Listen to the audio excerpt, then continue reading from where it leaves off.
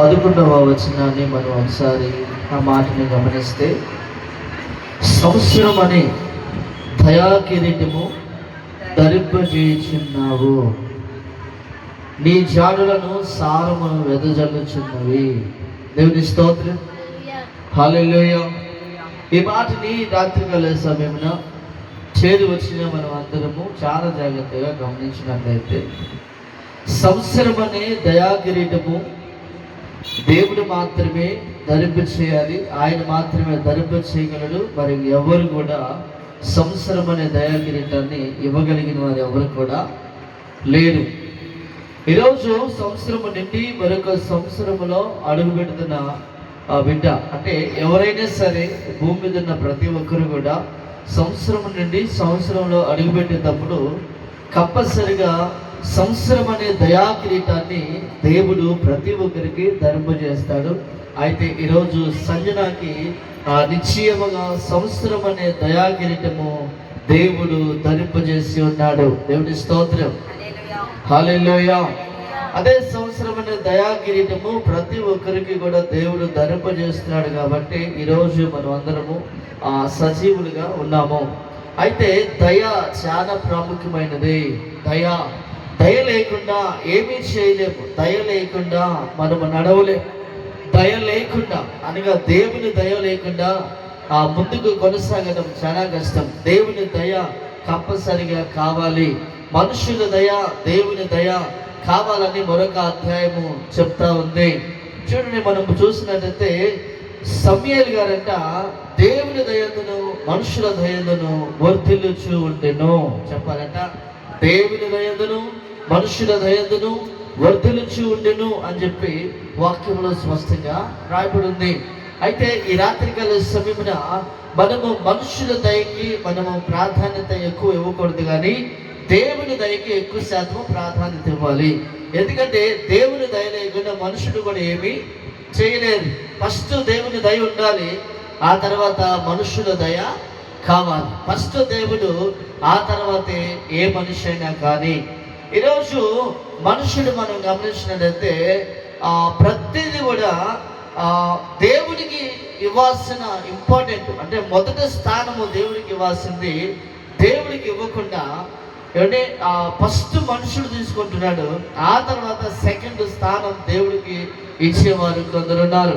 అయితే కొందరు మనం చూసినట్టయితే ఫస్ట్ దేవుడికి ఆ స్థానం ఇస్తున్నారు, ఆ తర్వాత మనిషికి స్థానం ఇస్తున్నట్లుగా మనం చూస్తున్నాం. అది మొదటి బ్యాచ్. మనం చూస్తే ఈరోజు మనం ఏ గుంపులో ఉన్నాం, ఏ తెగలో ఉన్నాం? నిశ్చయముగా నేను చెప్తున్నాను, మనము దేవుని దయ లేకుండా ముందుకు కొనసాగడం చాలా కష్టం.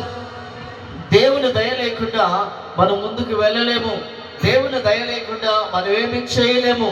నేను మళ్ళీ చెప్తున్నాను, మనుషుల దయ కంటే కూడా ఫస్ట్ దేవుని దయ మనకి చాలా అవసరం. తర్వాత మనుషుల దయ మనకి కంపల్సరిగా కావాలి.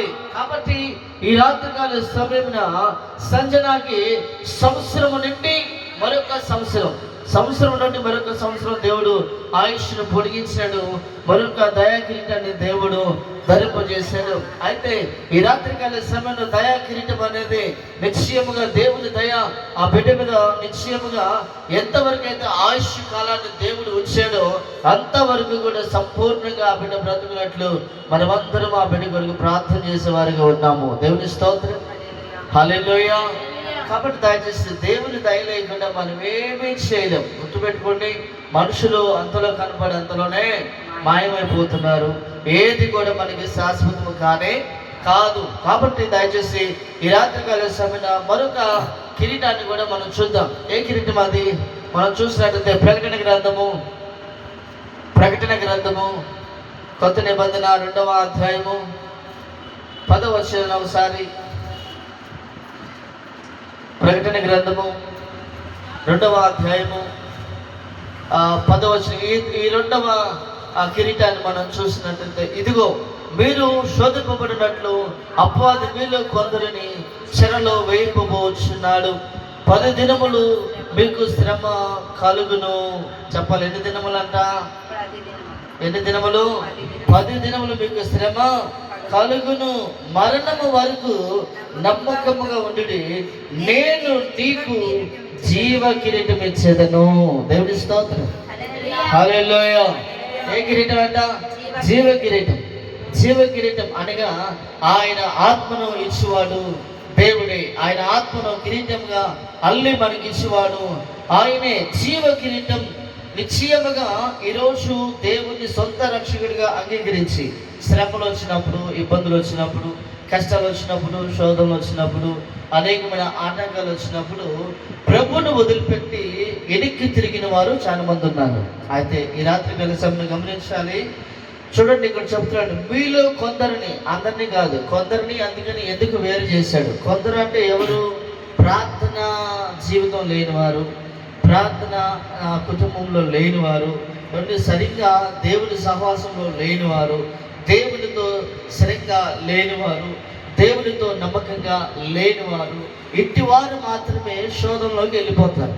గుర్తుపెట్టుకోవాలి, ప్రార్థన లేనివారు, సహవాసానికి దూరంగా ఉన్నవారు, బలారాధనకి దూరంగా ఉన్నవారు, దేవుని వాక్యానికి దూరంగా ఉన్నవారు ఖచ్చితంగా శోధనలో పడే అవకాశము ఉంది. అయితే వాడు అటువారిని మాత్రమే పట్టుకుంటాడు. చెప్తున్నాడు, అయితే ఇక్కడ చెప్తున్నాడు, 10 దినములు మాత్రమే మీకు ఆ శోధన కలుగుతుంది. నిరంతరము మీరు శోధనలో ఉండరు. ఎప్పుడు బాధలే ఉండవు, ఎప్పుడు శోధనలే ఉండవు, ఎప్పుడు కష్టాలే ఉండవు, ఎప్పుడు ఇబ్బందులే ఉండవు, ఎప్పుడు నాశనమే ఉండదు.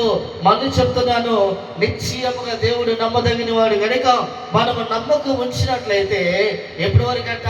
మరణము వరకు. అంటే రక్షణ తీసుకున్నప్పుడు మనము తీర్మానం చేస్తాం. చెప్పాలి, రక్షణ తీసుకున్నప్పుడు ఏం చేస్తాం? తీర్మానం చేస్తాం.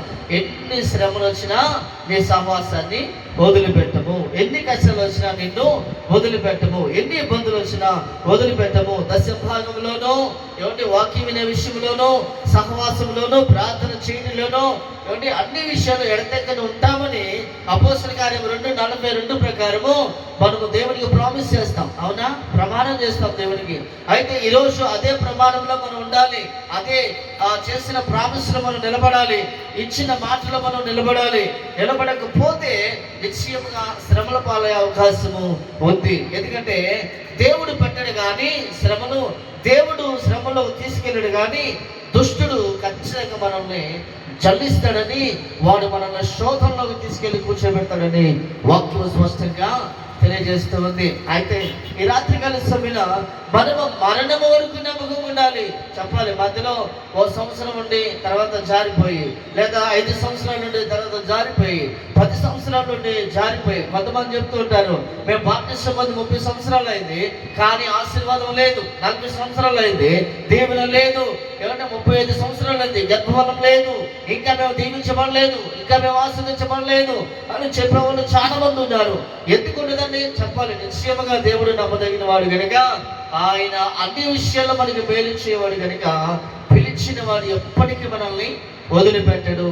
మనమే దేవుణ్ణి కొన్ని సమయాల్లో వదిలేస్తూ ఉంటాము. కాబట్టి దయచేసి మరణము వరకు నువ్వు నమ్మకం ఉంటే జీవ కిరీటాన్ని ఖచ్చితంగా పొందుకుంటాము. దేవుని స్తోత్రం. జీవ కిరీటం చాలా ఇంపార్టెంట్. జీవ కిరీటం సామాన్యంగా దొరకదు. ఆ జీవ కిరీటాన్ని పొందుకోవాలంటే ముందు మనం స్టడీగా దేవుల్లో